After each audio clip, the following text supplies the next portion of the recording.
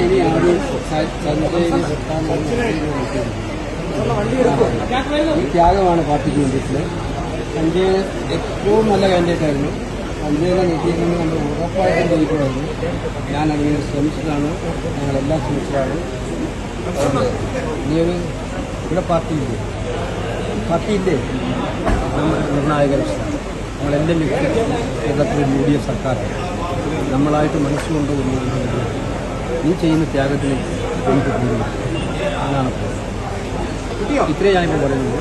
നീ ചെയ്യുന്ന ത്യാഗത്തിന് ഒരു കോൺഗ്രസ്സായിട്ട് സ്ഥാനാർത്ഥിത്വം എടുക്കാതിരിക്കുക. എനിക്ക് ഇത്രയും ഇതിൻ്റെ ഭാഗം പാർട്ടിയിൽ ഒപ്പിച്ചു വിഷമമുണ്ടെന്ന് എനിക്കറിയാം. എനിക്കിതിനോട് ആർഗ്യൂ ചെയ്ത് ജയിക്കാനൊന്നും പറ്റില്ല, വാദിച്ച് ജയിക്കാനൊന്നും പറ്റില്ല. നിൻ്റെ ഭാഗത്താണ് ന്യായമുള്ളത്, അതുകൊണ്ട് വാദിച്ച് ജയിക്കാനും പറ്റില്ല. ഇപ്രാവശ്യം ഈ പാർട്ടിക്ക് വേണ്ടി സഹായിക്കും.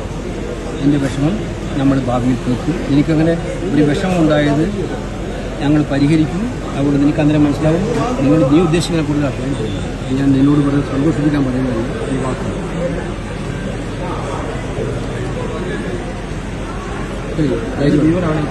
അതുകൊണ്ട് പറഞ്ഞത്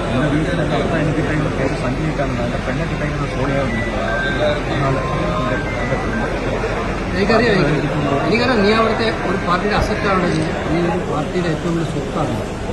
അതുകൊണ്ടാണ് എനിക്ക് ആ വാർത്ത കണ്ടപ്പോൾ തന്നെ ഞാൻ വിളിപ്പിച്ചത്. ഒരു സംശയം വേണ്ട, എനിക്ക് ധൈര്യമായിട്ട്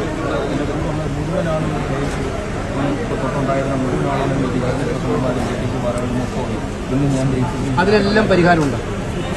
ഞാൻ പറയുന്നത് നിന്റെ രാഷ്ട്രീയ നിലവാരത്തിനും അന്തസ്സിനും പ്രതീക്ഷിക്കുമനുസരിച്ച് പാർട്ടി നിന്നെ സഹായിക്കും, പാർട്ടി നിന്നെ ഉപയോഗിക്കും. നിനക്ക് തല ഉയർത്തി നടക്കാവുന്ന അന്തരീക്ഷം പാർട്ടി. ഇത് വാക്കാണ്, നിന്റെ വാക്ക് വിശ്വസിക്കാൻ വിളിച്ചു. ധൈര്യമായിട്ട് പോകും. ഞാൻ അവിടുത്തെ ഒരു സഞ്ജയ് കാന്തിൻ്റെ യഥാർത്ഥ മുഖം